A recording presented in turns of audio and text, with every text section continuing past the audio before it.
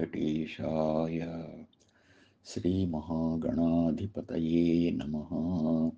శ్రీరామకృష్ణగురవే నమః. సుందరుడై భారత ప్రియనందనుడై తత్వబోధనమున వివేకానందుండైన నరేంద్రున్ పొందుగ నీ కొండయందు మోహన రూపా.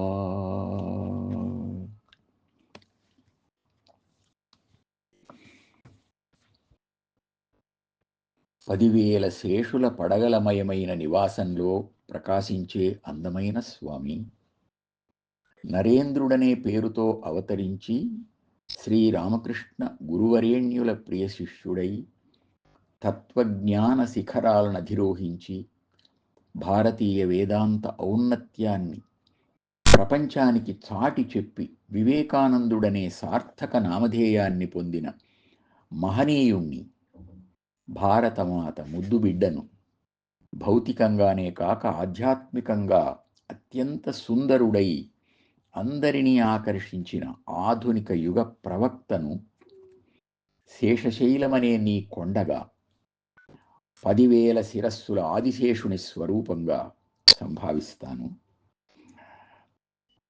ఆ అనంతుణ్ణి శయ్యగా చేసుకున్న నిన్ను ఆరాధిస్తాను స్వామి అని విన్నవిస్తున్నాం. నేటి పశ్చిమ బెంగాల్ రాష్ట్రంలో 1863వ సంవత్సరంలో జన్మించిన నరేంద్రుడు భగవంతుణ్ణి మీరు చూచారా అని ఆనాటి మహాత్ములను ప్రశ్నిస్తూ నిన్ను చూస్తున్నట్లే చూస్తున్నాను అని చెప్పిన శ్రీరామకృష్ణ పరమహంసకు ఇంచుమించు 17 ఏళ్ల వయస్సులో ప్రియ శిష్యుడయ్యాడు.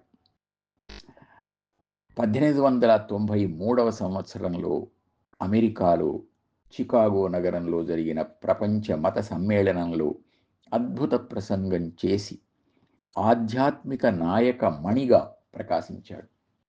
వివేకానందుడు అనే పేరు ప్రపంచమంతా మారుమ్రోగింది.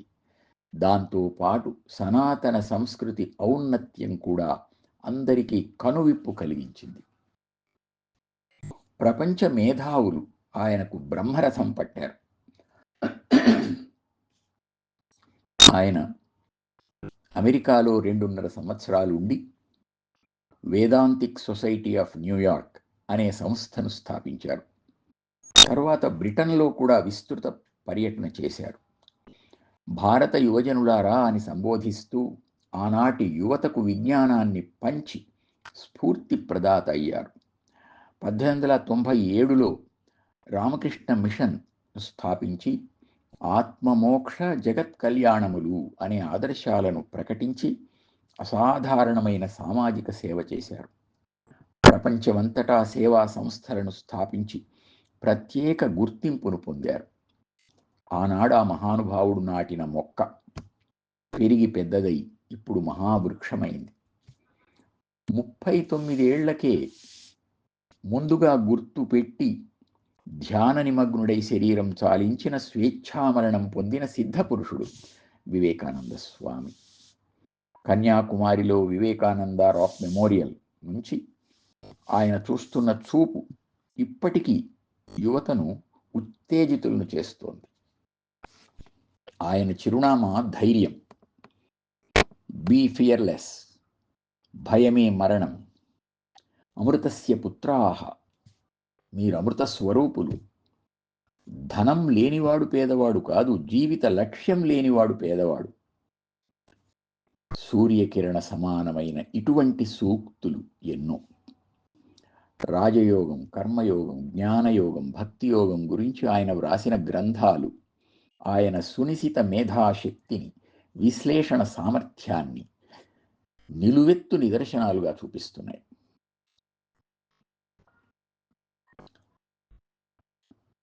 రాజయోగమా, కర్మయోగమా, దేన్ని ప్రారంభించాలి అని మీనమేషాలు లెక్క పెడుతూ కూర్చుంటే పుణ్యకాలం కాస్త గడిచిపోతుంది. వృద్ధాప్యంలో చేసే శక్తి ఉండదు కనుక అన్ని యోగాలు కలిపి చేయండి, అడుగు ముందుకు వేయండి. అని యువతను కార్యోన్ముఖులను చేసిన ఆదర్శ గురుమూర్తి శ్రీ వివేకానంద స్వామి. 1000 రేకుల సహస్రార శక్తిని, 1000 పడగల ఆదిశేషుణ్ణి అసాధారణ మేధా సంపత్తికి అధిష్టానాలుగా చెబుతారు. ఆ విధంగా ఆయన శేషశైలమై భగవంతుణ్ణి తన తల మీద మోస్తూ భగవత్తత్వాన్ని ప్రపంచానికి పంచిపెట్టిన అద్వైత మూర్తి అని స్మరించుకుందాం. స్వామి అనుగ్రహాన్ని పొందుదాం. సుందరుడై భారత ప్రియనందనుడై తత్వబోధనమున వివేకానందుండైన నరేంద్రున్ పొందుగా నీ కొండయందు మోహన రూపా.